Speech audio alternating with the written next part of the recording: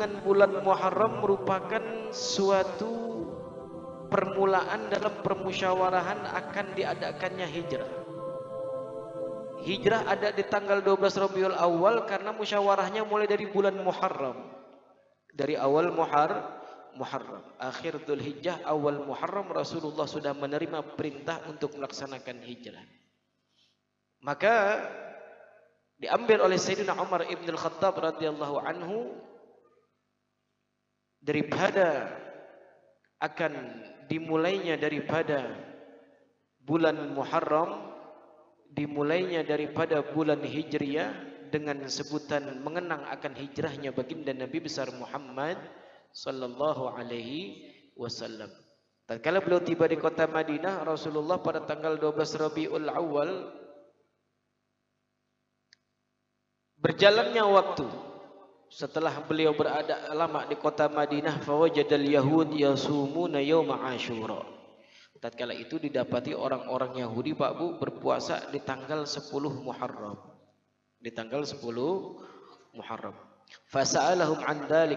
Nabi bertanya kepada mereka tentang puasa yang mereka lakukan buat apa sih? Orang Yahudi, mereka ditanya oleh Rasulullah, wahai orang Yahudi, kalian ini puasa tanggal 10 Muharram untuk apa? Faqalu, mereka menjawab, inna hadzal yaum, bahwasannya tanggal 10 Asyura ini, tanggal 10 Muharram ini, kata mereka, azharallahu fihi Musa wa bani Israil ala qaumi Fir'aun. Allah selamatkan Nabi Musa dan juga bala tentaranya daripada Bani Israel, daripada kejaran musuhnya Nabi Musa yang bernama Fir'aun. Oh, selamat. Artinya tatkala tanggal 10 Asyura, Rasulullah sallallahu alaihi wasallam tatkala dibilang tanggal 10 Asyura, mendengar Nabi Musa menyelamatkan daripada Bani Israel dari kejaran Fir'aun dengan tongkat beliau pukul akan laut merah tersebut terbelah, nyebrang Nabi Musa alaihissalam beserta pasukannya. Nabi Musa nyebrang dengan Bani Israel sampai ke tepi lautan sebelahnya. Setelah itu baru Allah tutup kembali daripada lautan tersebut, sedangkan Fir'aun baru nyampe tengah daripada lautan tersebut. Maka kata mereka, fanahnu nasumuhu ta'ziman lahu. Kami berpuasa maka di hari ini karena kami bergembira. Kami berpuasa pada hari 10 Asyura ini karena kami senang, kata orang-orang Yahudi. Kenapa? Karena mereka menganggap itu hari di mana Allah menyelamatkan akan daripada nabinya dan Bani Israel. Faqala Nabi alaihi salam, maka Nabi berkata, nahnu aula bi Musa minkum fa amara bisawmi.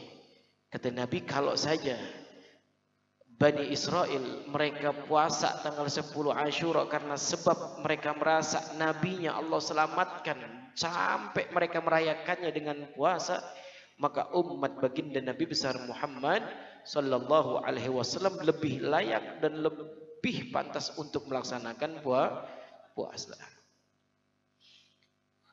Wa qad warada fi fadli yaumi Asyura, bahkan di bulan Muharram ini banyak sekali, kata Imam Ghazali, tentang hadis-hadis yang berkenaan dengan kemuliaan para nabi-nabi.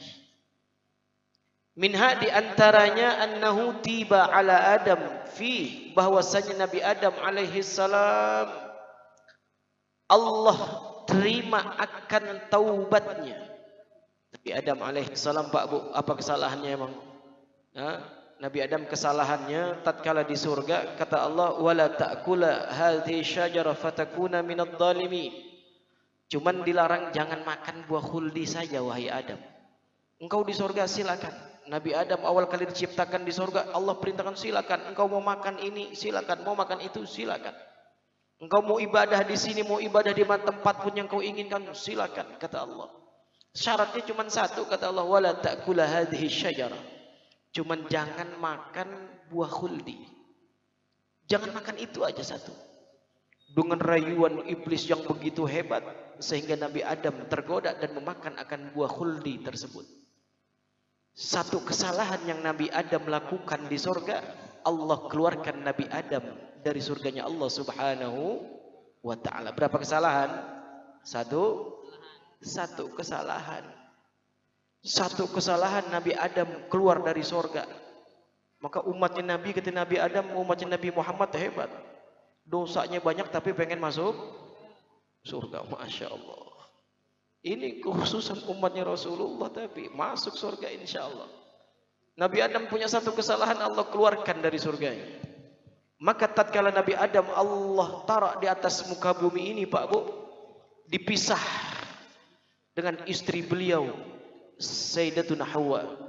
Ummuna Hawa dipisah oleh Nabi Adam dari surga, diturunkan ke atas muka bumi. Yang satu ada di tanah Arab, yang satu ada di tanah India jauh. Ya, bahkan dalam riwayat 600 tahun Nabi Adam mencari-carian dengan istrinya baru ketemu. Begitu lama. Maka tatkala itu Nabi Adam selalu mengucapkan dengan istighfar beliau, dengan kesalahan yang beliau merasa itu merupakan sebuah dosa besar, sebuah kesalahan besar di mata Allah Subhanahu wa taala, sehingga beliau selalu membacakan Rabbana zalamna anfusana wa in lam taghfir lana wa tarhamna lanakunanna minal khasirin. Itu namanya istighfar Nabi Adam. Dibaca selalu oleh Nabi Adam. Berulang-ulang dibaca Rabbana zalamna anfusana, ya Allah, diri ini memang sudah berbuat kesalahan, kata Nabi Adam. Wa illam taghfir lana wa tarhamna, kalau bukan engkau zat yang maha mengampuni kami, kalau bukan zat engkau yang maha menyayangi kami, lanakunanna minal khasirin, sudah pasti ya Rabb, kata Nabi Adam, kami dari golongan makhluk-makhlukmu yang betul-betul dalam kerugian di mata Allah Subhanahu wa ta'ala. Allah terima taubat Nabi Adam tatkala itu. Allah jawab, kata Allah Subhanahu wa ta'ala, qad ghafartu laka ya Adam, pada hari ini aku ampuni engkau, aku terima taubatmu, dan taubat itu diterima pada bulan Muharram. Enggak sampai situ, kata Imam Ghazali, bahkan wa kana khalquhu fihi, Nabi Adam Allah ciptakan tatkala itu di bulan Muharram. Wa fihi udkhilal jannah, bahkan di bulan Muharram tersebut Nabi Adam Allah masukkan ke dalam surganya Allah Subhanahu wa ta'ala. Wa fihi khalqul arash, di bulan Muharram Allah ciptakan singgasananya Allah. Juga Allah ciptakan was samawati wal ard, bumi dan langitnya. Wasyamsu wal qamar wan nujum, matahari, bulan dan juga planet-planet seluruh ada di atas langitnya Allah. Allah ciptakan semuanya jadinya di bulan Muharram. Wa wulida Ibrahim, Nabi Allah Ibrahim Allah lahirkan, Allah keluarkan ke muka bumi ini di dalam bulan Muharram. Wa kanat najatuhu minan nar, tatkala Nabi Ibrahim alaihissalam beliau menghadapi raja yang begitu angkuh, raja yang begitu zalim, yang disebut dengan Raja Namrud. Oh, yang menyembah berhala. Masya Allah, di Al-Quran diceritakan tentang Masya Allah Nabi Ibrahim alaihissalam tatkala beliau menghancurkan berhala yang kecil-kecil dengan qadum, dengan sebuah alat yang disebut dengan kapak. Dia hancurkan berhala kecil di kuil tersebut. Sedangkan berhala besar, ditinggal, enggak dihancurkan.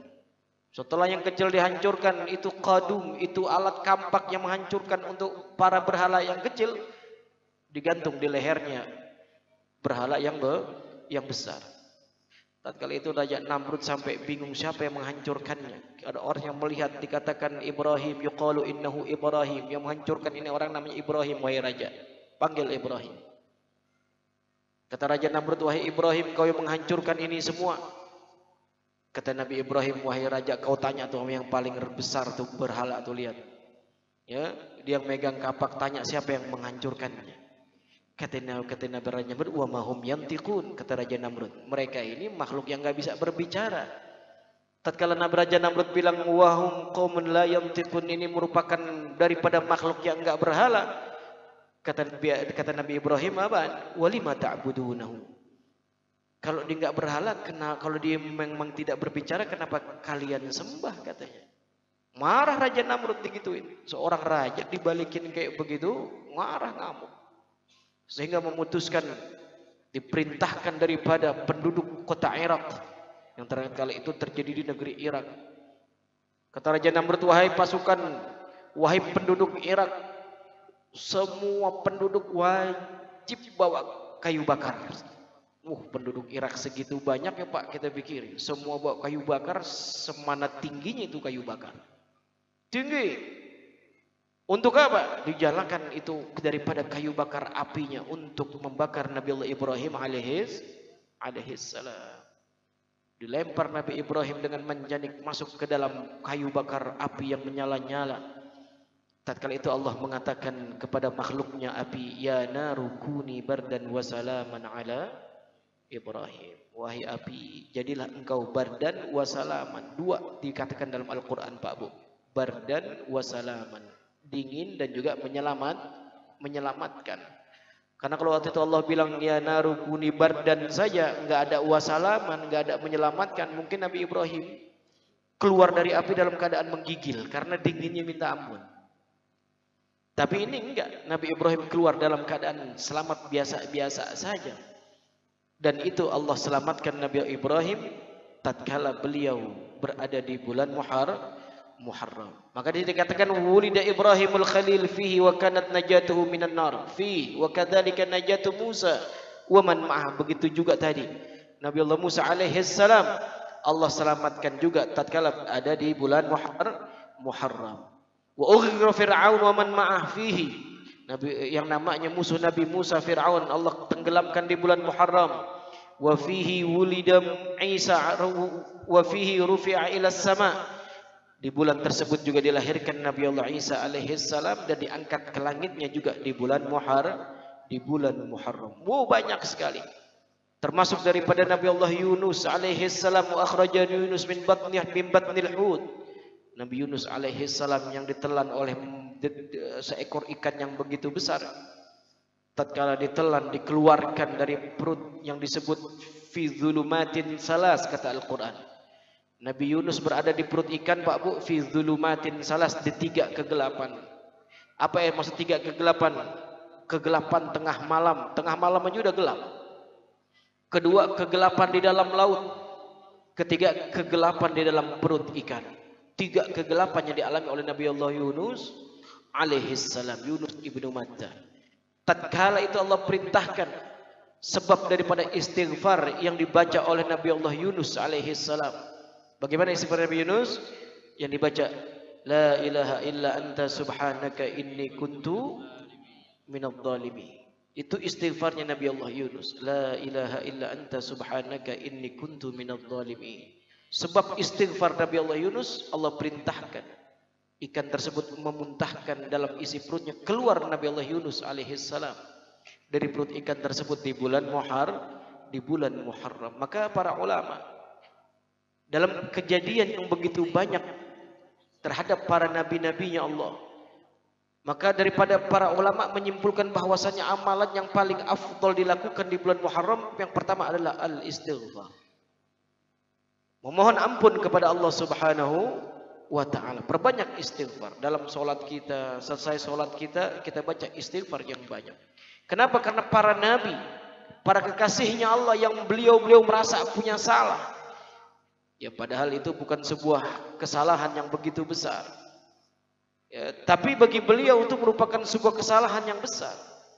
Tatkala itu merupakan sebuah kesalahan yang besar, dengan istighfarnya Allah ampuni, Allah berikan taubatnya, Allah berikan ampunannya. Tatkala berada di bulan Muharram. Maka bulan Muharram ini kita jadikan momentum kita untuk kita perbanyak istighfar kepada Allah Subhanahu wa taala. Yang kedua, amalan yang diperintahkan oleh Rasulullah sallallahu alaihi wasallam tatkala kita berada di bulan Muharram, yaitu saum yaumut tasu'a wa Asyura. Puasa di hari ke-9 Muharram dan 10 Muharram. Insyaallah nanti suatu saat kita bahas di pertemuan yang akan datang fadilah keutamaan daripada kita melaksanakan puasa Asyura dan puasa Tasu'a tanggal 9 Muharram dan tanggal 10 Muharram. Yang ketiga, amalan yang diperintahkan oleh para ulama di hari Asyura di bulan Muharram pada tanggal 10-nya, mashu ra'si yatim, memberi santunan dan mengusap kepala anak yatim. Kata Nabi dalam sabdanya, man masaha biyadihi ra'sa yatimin, yang tangannya di tanggal 10 Muharram mengusap kepala anak yatim.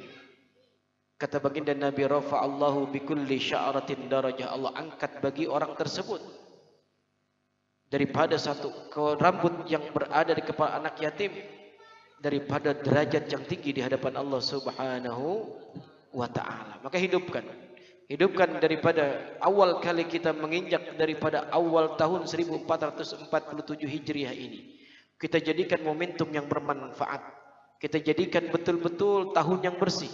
Kita jadikan betul-betul tahun yang hati kita dekat kepada Allah Subhanahu wa ta'ala.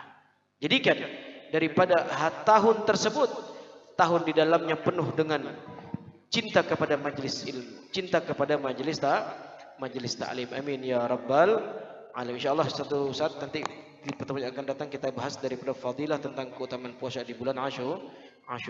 Rabbana anfa'na bima 'allamtana, rabbi 'allimna alladhi yanfa'una, rabbi faqihna faqih ahlana wa qarabatilana fi dinina al-Fatihah.